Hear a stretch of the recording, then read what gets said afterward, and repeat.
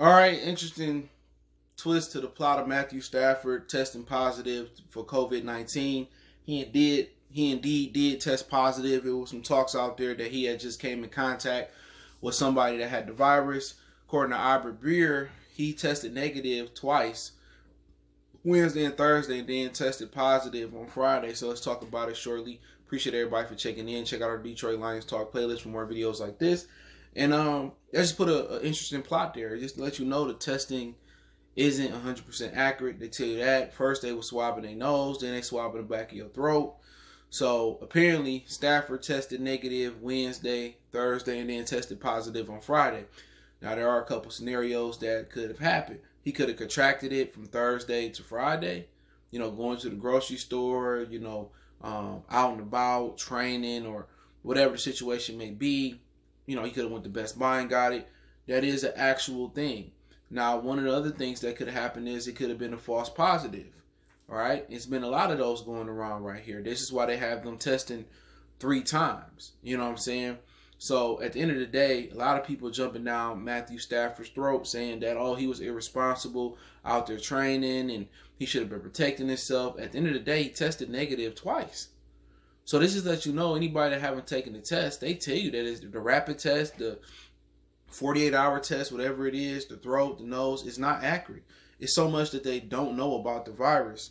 So that's why it's hard to jump down somebody's throat about the virus. You can wear a mask and get tested and take precautions and they still say you got it. And then you asymptomatic.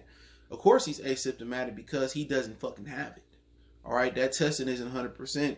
And people say, well, you could be asymptomatic and have it. That's bullshit. I'm telling you that right now.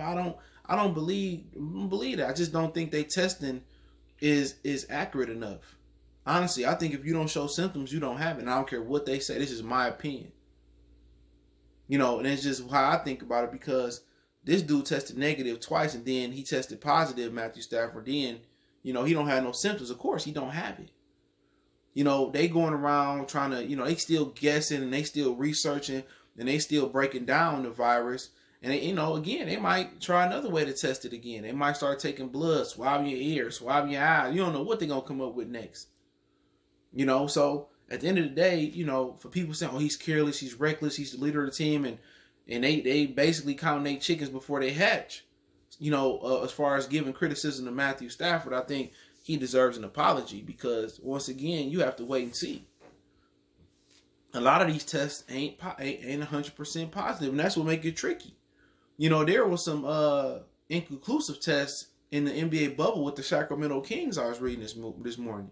So some tests they really don't know about. So once again, you just don't know. They don't know if it's completely airborne, if it's just human to human. It's a lot of stuff they still learn. At one point, they said you can't get it off the surface, but you should still wipe surfaces off, like grocery carts and countertops and stuff of that nature. So once again, Matthew Stafford tested negative twice before testing positive. So he could have indeed contracted it from somebody else or somewhere else, or he indeed just a false positive. So once again, he probably got the quarantine for 10 days and come back and take it again. Now, there's a situation in boxing where a guy, he caught it, you know what I'm saying, and then he passed the protocol to get back into the boxing bubble. And then he tested positive again, which they found out was a false positive, and took money out of his pocket. So, it is what it is. So hopefully Matthew Stafford can stay safe, keep his head up above the water.